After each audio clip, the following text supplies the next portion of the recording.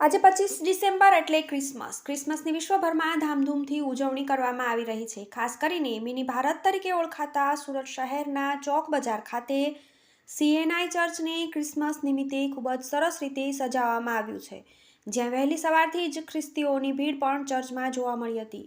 વર્ષ 1824માં સુરત શહેરના ચોક વિસ્તારમાં કેથલિક ચર્ચની સ્થાપના થઈ હતી।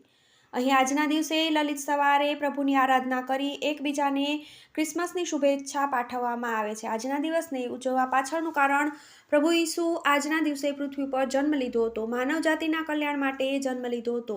25 ડિસેમ્બરથી લઈને 1 જાન્યુઆરી સુધી અમે ક્રિસમસની ઉજવણી કરીએ છીએ।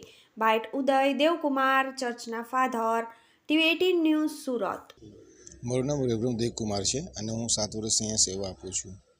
કયા પ્રકારની આજે ઉજવણી છે? આજે નાતાલ છે અને નાતાલે તમામ ખ્રિસ્તી શ્રદ્ધાળુઓ પ્રભુ મંદિરમાં આવે છે, ચર્ચમાં આવે છે પ્રાર્થના માટે, અને બધા ભેગા મળીને હર્ષોલ્લાસથી પ્રાર્થના કરે છે, બાઇબલ વાંચન મનન કરે છે અને ત્યારબાદ એકબીજાને મળીને હર્ષોલ્લાસથી એકબીજાને શુભેચ્છા પાઠવે છે। હવે શા માટે ઉજવણી કરવામાં આવશે? ખાસ કરીને પ્રભુ ઈસુ ખ્રિસ્તના જન્મની ઉજવણી અમે એટલા માટે કરીએ છીએ કે પ્રભુ ઈસુ ખ્રિસ્તના જન્મનો આવવાનો હેતુ એ સમસ્ત માનવ જાતને પાપમાંથી તારવાને માટેનો હતો, અને પ્રભુ ઈસુ ખ્રિસ્ત જે માનવ જાતને માટે સંદેશો આપ્યો, પ્રેમનો, કરુણાનો, શાંતિનો, માફીનો, એ અમે ઉજવીએ છીએ।